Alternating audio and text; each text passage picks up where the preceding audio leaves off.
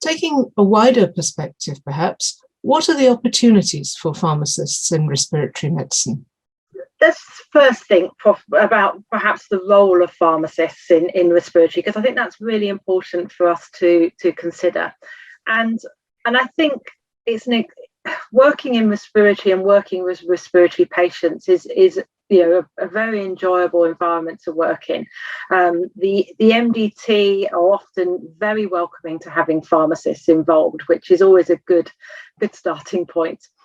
I think there's opportunities across the whole spectrum of where a pharmacist can work. So, we know that community pharmacists have a vital role in supporting people with respiratory disease. So, this is supported with the new medicine service.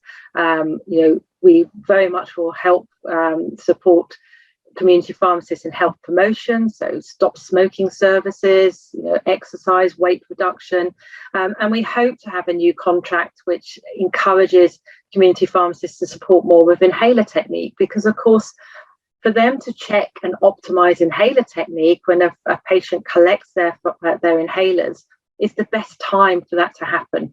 So, and I think pharmacists are well placed and well educated to do that.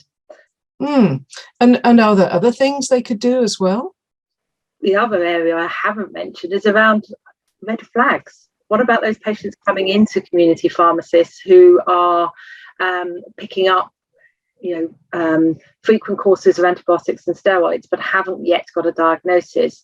Patients who are coming in for cough medicines, and it could be lung cancer, or it could be COPD, or indeed could be asthma. Those type of red flags, we can actually help pharmacists to identify and then to refer through to the GP, practice nurses, and so on for diagnosis. And then, of course, we've got GP, pharmacists working in GP practices. Fantastic opportunities for pharmacists within respiratory care here. Structured medication reviews. So many of our patients are on inhalers and they're held medication. So again, making sure how they use it, when they use it. There's obviously a big push at the moment with the NHS agenda to become carbon neutral.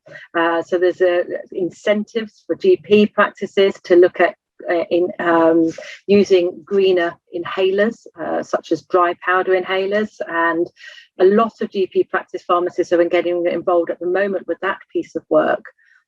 There's also a massive backlog of patients with asthma and COPD that have not been reviewed because of COVID, and a lot of GP practice-based pharmacists are in a very exciting opportunity for them to grasp and take and work with their surgeries and their nurses, GPs, to help review some of those patients. So massive opportunity within primary care.